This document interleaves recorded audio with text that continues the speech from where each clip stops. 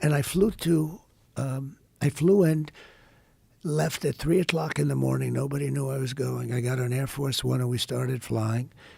And when we reached about half an hour away from Iraq, that was where the airport was, big airport, about a half an hour away, they said, "Sir, I'm sorry, you'll have to turn off all your lights." "Why?"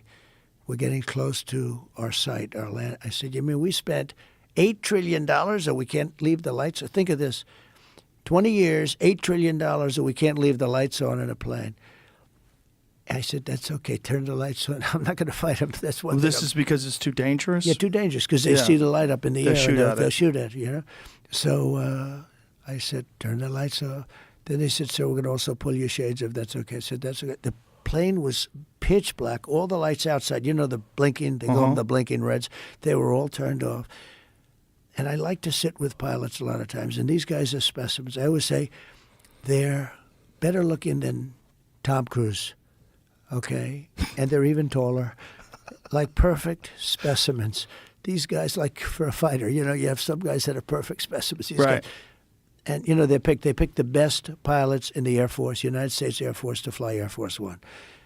And I get up there, and I'm sitting, and I'm feeling my way up. You know, it's up high because 747, so you go through the stairs. But I sort of knew my way up. There wasn't a light in the plane. I'm saying, can you imagine? We spent trillions of dollars, and we're trying to fly in blind. But I got into the plane. The cockpit is dark black, little tiny light. You could see the pilot. A perfect-looking human being. His co-pilot, everybody was perfect. They were all like movie stars. You know, it's like I could have cast a movie with these guys and nobody would believe it because they were too good-looking. So I said, "How are we doing, Captain?" "Sir, we'll be landing in 10 minutes. And I look outside.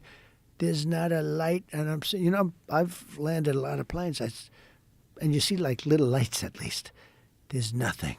It's just pure desert. And I said, "Okay, Captain, good, but I'm looking." Now you've been in many planes where it has the computer sign saying 1,000 feet, goes 1,900, 800. It's a computer voice, but it sounds like, but it's an incredible voice. 700. I say, "Captain, are we okay?" "Are we okay, Captain?" "There's no lights." And I'm looking, you know, normally when you land a plane, because I sit with pilots a lot, I think it's great. I think it's a great profession, everything. It's incredible. They're incredible. These machines are incredible. He said, "Sir, we're fine. No problem, sir." I said, you know, I'm going, "I don't see the lights up there, Captain. Sure, we're okay," you know. So, I mean, I'm exaggerating a little bit. You know, problem with exaggerating, they'll tell the story. They'll say, "Trump was a coward." So I'm sitting with him, he goes, 500, and I'm telling you, there wasn't a light on the runway, nothing. And we're going in. "You okay, Captain? Everything good?" "Yes, sir. No problem. We'll be down in about 1 minute, sir." And I'm telling you, Joe, you know, there's always a light. There's not a little pin. And all of a sudden, psh, and you hear blah, blah, perfect landing like glass. That's how good. I mean, these guys, between the equipment and it's genius. It's pure.